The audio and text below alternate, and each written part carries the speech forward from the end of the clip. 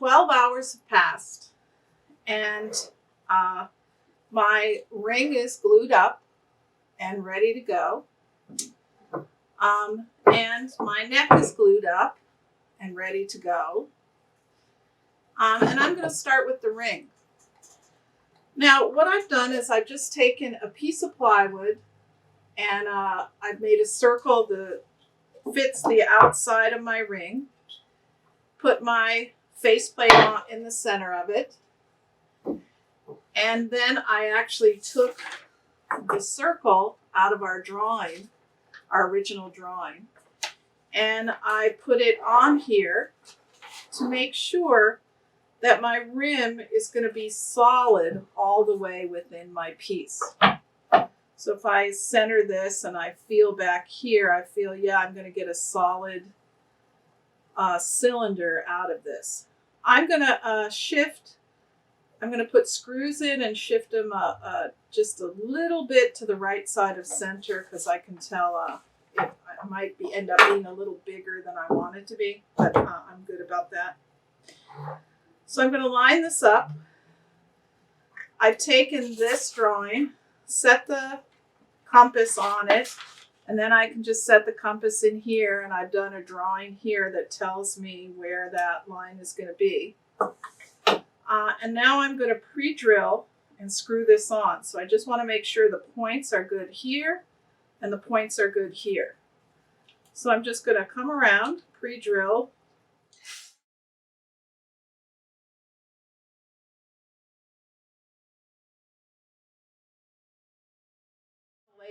I need this nice flat surface because I'm going to take a square, and as I go, I'm going to put the square on this flat surface and just figure out I want to stay nice and straight. And I need to do this because I have to glue this little block in that's going to allow us to have an extra amount of material for the neck.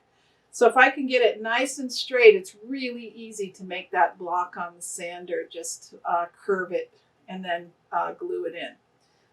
All right, so that's ready. So let's go to the lathe and turn this.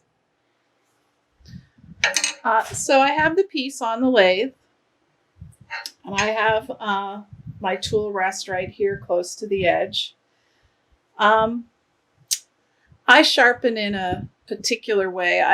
I started turning 38 years ago, 40 years ago. There weren't even chucks then. So you had to figure out, how are you going to hold this without a chuck?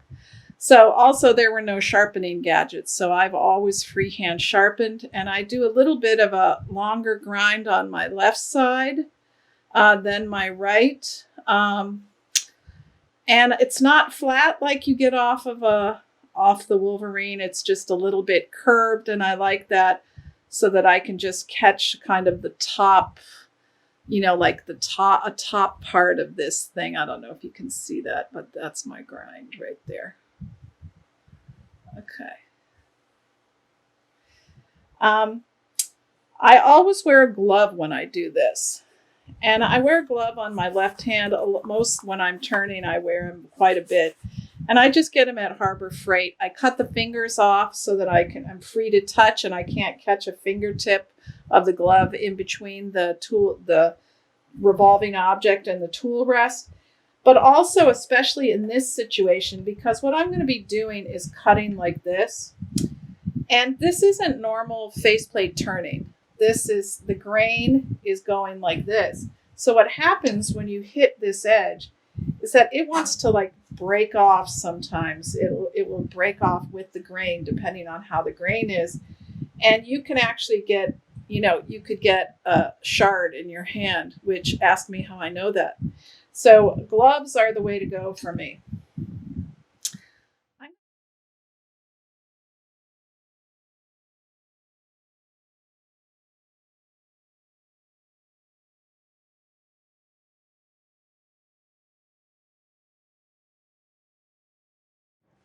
Now, as I'm turning this, you're going to see that my little finger here is long on the tool rest. And I use that as my guide by keeping that hand on the tool rest and connecting the tool to my body.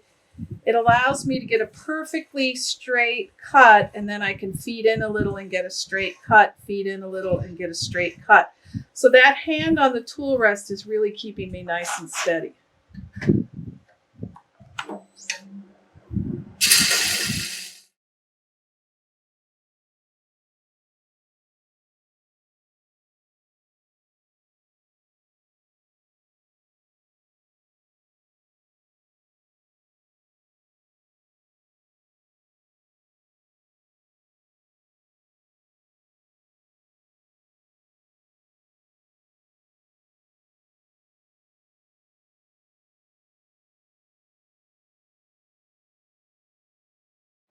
I'm checking this often because I can see my screws on the back side.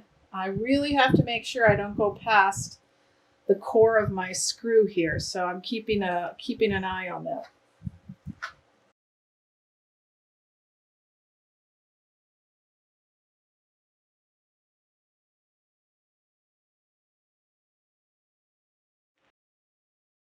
This top is flat, so I should be able to go right off of it.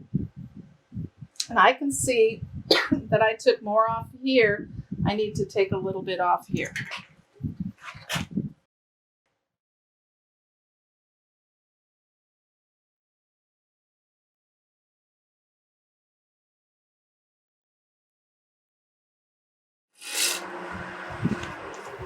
So that should be pretty good. So we're going to start the inside now. I'm going to use my bowl gouge probably just as if I'm starting a bowl. I'm going to go down like this until I get pretty close to the thickness that I want. And then I'm going to come in with this tool. Now, this tool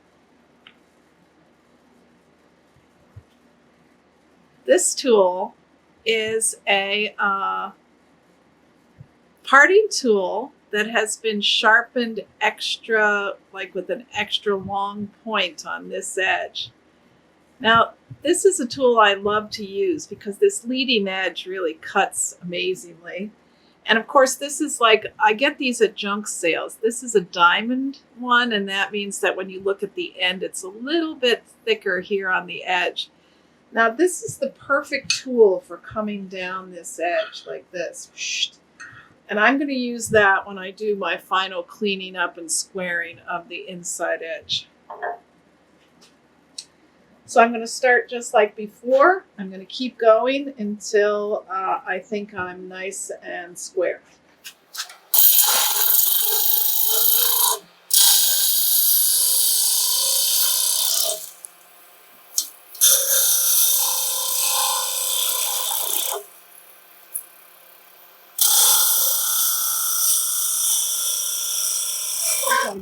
I want to finish as I go, and I think that's pretty much that's my rule of thumb with most bowls or anything I'm turning. I like to finish from here in so that if there starts to be a little flex here, it doesn't start chattering while I'm cutting. So I can feel that I'm still have a long way to go, but I need to get in closer to my cut.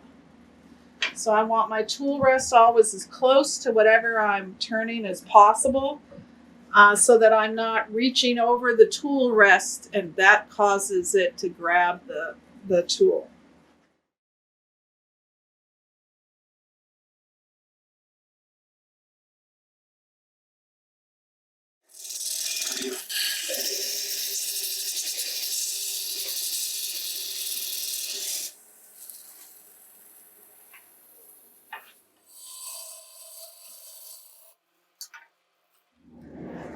Okay, pretty good. I have a little lump right here and I have a little lump right there. So this is where this comes in. So I'm going to come in with this and I'm going to work my way right down to that bottom.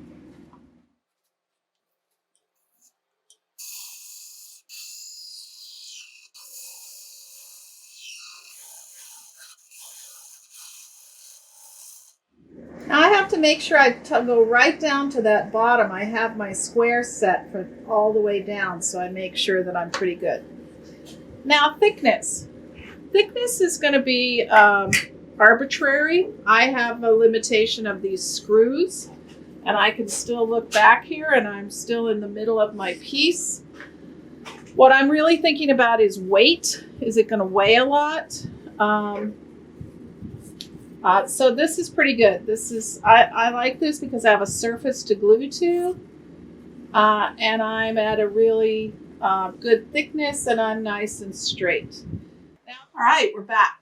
We've covered a lot of ground. Here is my ring off of its faceplate. Now I have my neck to turn. Now the neck, as you can see, I still have this paper on it from our gluing up. So I'm going to go just run this through the thickness sander. You could just use a scraper or whatever.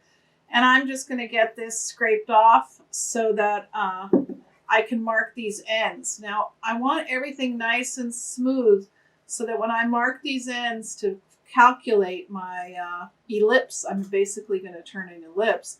I know it'll be accurate because my pieces are accurate.